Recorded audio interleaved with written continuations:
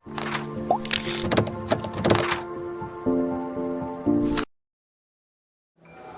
pagi Bapak Ibu serta jemaat Tuhan yang dikasihi.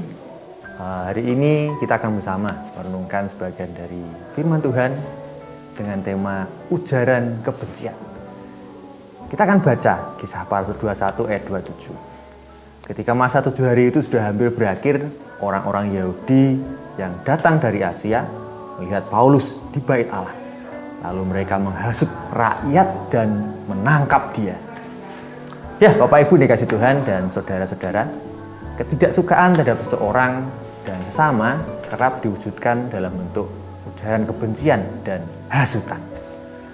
Hal itu dapat kita lihat contohnya dalam kolom komentar yang terdapat di akun media sosial yang kita jumpai. Memang ujaran kebencian bukanlah hal yang baru atau hanya terjadi pada zaman sekarang ini saja, melainkan sudah ada sejak zaman penulisan Alkitab. Ya, contohnya ayat yang kita baca tadi, bahwa ujaran kebencian orang-orang Yahudi yang datang ke Asia kepada Paulus, ujaran kebencian kepada Paulus itu didasari oleh ketidaksukaan orang-orang Yahudi kepada Paulus yang dianggap telah menentang Taurat. Ya, Bapak Ibu dan saudara sekalian, segala bentuk fitnah yang dilontarkan kepada Paulus, berbagai hasutan diteriakkan agar semakin banyak orang yang membenci Paulus. Ujaran kebencian ini dan hasutan ini yang menyerang identitas dan dilakukan dengan tujuan untuk menjatuhkan adalah bentuk kekerasan verbal. Namun pada akhirnya kekerasan verbal pun itu dapat memicu kekerasan fisik. Itulah yang terjadi pada Paulus yang mengalami kekerasan verbal sekaligus kekerasan fisik sehingga ia harus digotong oleh prajurit Romawi. Ya, Bapak Ibu, ya sebagai pengikut Kristus kita perlu mengendalikan ucapan kita.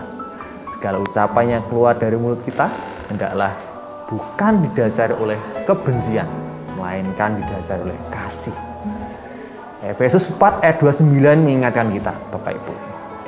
Janganlah ada perkataan kotor keluar dari mulutmu, tetapi pakailah perkataan yang baik untuk membangun di mana perlu, supaya mereka yang mendengarnya beroleh kasih karunia. Ya, Bapak Ibu, mari kita akan merefleksikan apa yang keluar dari mulut kita merupakan cerminan dari apa yang ada dalam hati kita. Mari kita berdoa. Bapa surga, puji nama Tuhan, kebesaran kuasa-Mu dan anugerah-Mu untuk setiap kami. Hari ini kami bersyukur kami boleh diberikan hari baru untuk kami boleh lewati bersama. Biarlah kesempatan depan boleh kami pakai dengan sebaik mungkin. Lewat kami boleh menjaga pikiran dan ucapan kami untuk mendatangkan kebaikan untuk semua orang yang mendengarnya dan membangun perasaan yang lebih dekat, lebih merasa dikasih oleh setiap kami, dan mereka yang ada dalam sekitar kami boleh merasakan bahwa Engkau yang memakai setiap kami dan kami pun bisa disebut anak-anak Allah yang membawa damai sejahtera. Ini Tuhan kehidupan kami, kiranya kami boleh memakai hidup kami dengan semangat, dengan penuh pengharapan dan mengandalkan Tuhan. Di dalam nama Tuhan kami Yesus Kristus kami berdoa. Amin.